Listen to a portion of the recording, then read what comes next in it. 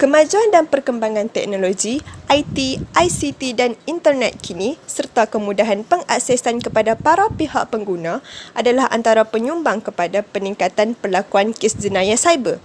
Tapi, apakah yang dimaksudkan dan diklasifikasikan dengan jenayah cyber ini? Apakah makna jenayah itu sendiri?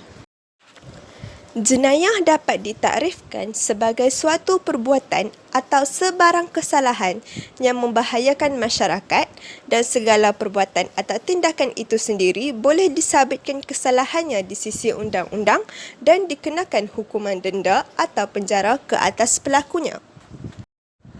Dalam erti kata lain, jenayah merupakan apa-apa yang boleh memberikan masalah atau kesusahan kepada orang lain dan dikenakan hukuman ke atas orang yang melakukan kesalahan tersebut.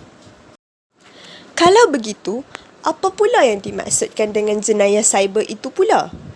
Jenayah cyber atau dikenali juga sebagai jenayah komputer merupakan segala aktiviti jenayah yang mempunyai unsur pencurian, penipuan, peras ugut dan segala aktiviti lain yang melibatkan pelanggaran undang-undang yang sedia ada dengan menggunakan kemudahan komputer atau dengan kata lain dengan menggunakan internet di ruangan cyber. Secara ringkasnya, jenayah cyber atau jenayah komputer ini adalah mana-mana aktiviti yang tidak sah di mana pengetahuan mengenai teknologi komputer digunakan untuk merealisasikannya. Namun begitu, takrifan jenayah cyber adalah berbeza antara negara. Sebagai contoh, pornografi diklasifikasikan sebagai jenayah bagi negara-negara Islam, manakala bagi negara-negara bukan Islam seperti Amerika Syarikat, pornografi kanak-kanak sahaja yang dianggap sebagai jenayah. Kewujudan perbezaan tarifan sebegini sedikit sebanyak menyukarkan penguatkuasaan undang-undang cyber. Terdapat 4 jenis jenayah cyber. Yang pertama, pengganaman atau hacking. Pengganaman atau hacking merupakan suatu tindakan mengakses sesebuah komputer tanpa mendapat sebarang kebenaran atau izin daripada pihak bertanggungjawab yang ditugaskan maupun kebenaran daripada pemilik sesebuah komputer. Apabila seseorang penggodam ataupun hackers berjaya menceroboh sesebuah sistem komputer, kebiasaannya mereka akan menyalin maklumat sulit dan penting, memadam atau mengubah suai mana-mana kandungan maklumat atau sistem program yang tersimpan di dalamnya. Yang kedua, pemindahan wang secara haram. Pemindahan wang secara haram adalah pengalihan wang daripada sesebuah akaun simpanan individu atau sesebuah organisasi ke dalam akaun bank pihak lain maupun diri individu yang melakukan tindakan tersebut. Jenayah ini lebih bersifat kepada jenayah pecah amanah dan penyalahgunaan kuasa yang diberikan kepada seseorang individu yang telah diamanahkan untuk menjaga harta atau kerahsiaan yang sepatutnya. Yang ketiga ialah phishing. Phishing merupakan suatu cubaan bersifat jenayah yang melibatkan penipuan bagi mendapatkan maklumat-maklumat sensitif seperti nama pengguna, kata laluan dan butiran kad kredit dengan menyamar sebagai sebuah entiti yang boleh dipercayai bagi tujuan aktiviti jenayah. Phishing kebiasaannya dilakukan melalui aplikasi seperti email dengan menghantar email palsu yang hampir menyerupai daripada organisasi perbankan yang sah secara rawak kepada mangsa dengan menyamar sebagai wakil sah yang meminta mangsa untuk mengisi butiran diri yang bersifat sensitif dan sulit seperti nombor akaun pemilik dan nama pengguna. Jenis jenayah cyber yang terakhir sekali ataupun yang keempat ialah penipuan cyber. Penipuan cyber merujuk kepada penipuan yang berlaku dengan menggunakan instrumen komputer maupun menjadikan laman cyber dalam menjalankan aktiviti jenayah. Penipuan cyber kebiasaannya melibatkan transaksi wang serta urusan jual beli barangan serta produk yang dijual dan kadang-kala sulit untuk dikesan kerana penjenayah sering memberikan maklumat palsu mengenai butiran diri mereka serta nombor akaun orang lain dalam menjalankan aktiviti jenayah mereka. Ini adalah contoh kepada jenayah cyber yang berlaku di Malaysia. Berdasarkan rekod Cyber Security Malaysia ataupun CSM, merekodkan 838 insiden dilaporkan orang awam kepada agensi teknikal berkenaan bermula 18 Mac hingga 7 April 2020. Ketua Pegawai Eksekutif CSM, Datuk Dr. Amiruddin Abdul Wahab berkata, daripada jumlah keseluruhan berkenaan, 152 kes membabitkan syarikat tempatan turut menjadi mangsa kepada jenayah cyber berkenaan. Menurutnya, contoh kes pencerobohan ini termasuk melakukan penggodaman kepada peranti pengguna atau memecah masuk untuk memperoleh maklumat sensitif pengguna. Organisasi berskala besar juga tidak terlepas apabila mereka turut dijadikan sasaran serangan cyber, terutama berbentuk DDoS untuk melumpuhkan perkhidmatan atas talian kepada pelanggan. Jenayah cyber telah meningkat selama bertahun-tahun sekarang dan tidak menunjukkan tanda-tanda untuk menurun. Kedatangan wabak COVID-19 pada tahun 2020 hanya memperburukkan lagi keadaan. Mereka yang mengharapkan pertolongan daripada meningkatnya keganasan jenayah cyber pada tahun 2021 akan berasa kecewa kerana jumlah serangan hanya meningkat dari hari ke hari. Begitu juga dengan Singapura, Malaysia juga sangat bersedia dari segi keselamatan cyber. Ia berada di kedudukan ketiga dalam Indeks Keselamatan Cyber Global 2017.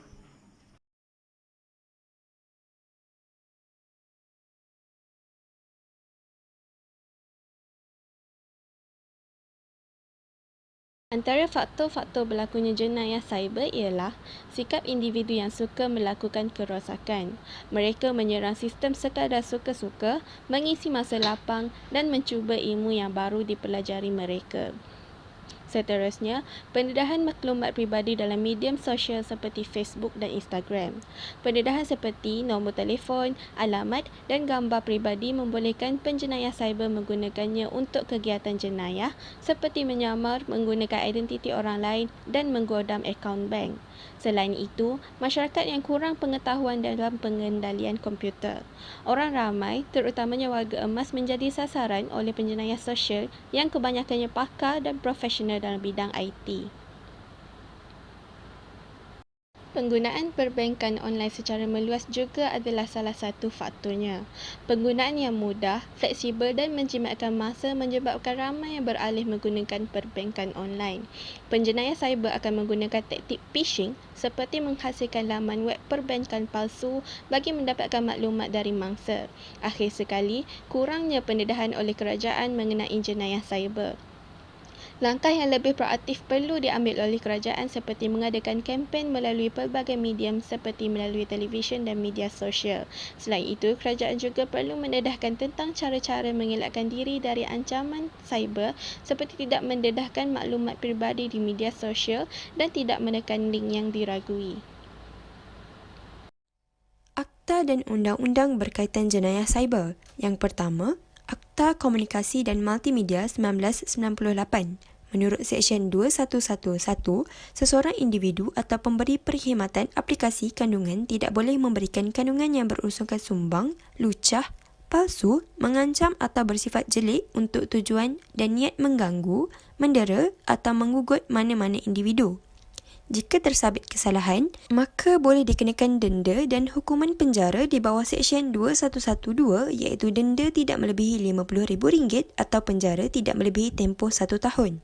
Menurut Seksyen 233, seseorang individu tidak boleh menggunakan rangkaian untuk membuat atau menghantar apa-apa komen, permintaan cadangan atau komunikasi lucah, palsu, sumbang dan mengancam dengan niat mengganggu orang lain. Jika tersabit kesalahan, dikenakan denda tidak melebihi RM50,000 atau penjara tidak melebihi 1 tahun atau kedua-duanya. Yang kedua, Akta Jenayah Komputer 1997. Menurut Seksyen, individu tersabit kesalahan sekiranya yang pertama menyebabkan sesuatu komputer melaksanakan fungsi dengan niat mendapatkan capaian kepada mana-mana atau cara atau data yang disimpan dalam mana-mana komputer. Yang kedua, capaian yang ingin didapati adalah tanpa kuasa. Yang ketiga, semasa seseorang individu menyebabkan komputer itu melaksanakan fungsi, maka demikian berlakunya. Disabitkan kesalahan akan dikenakan denda tidak melebihi RM50,000 atau dipenjarakan selama tempoh tidak melebihi 5 tahun atau kedua-duanya.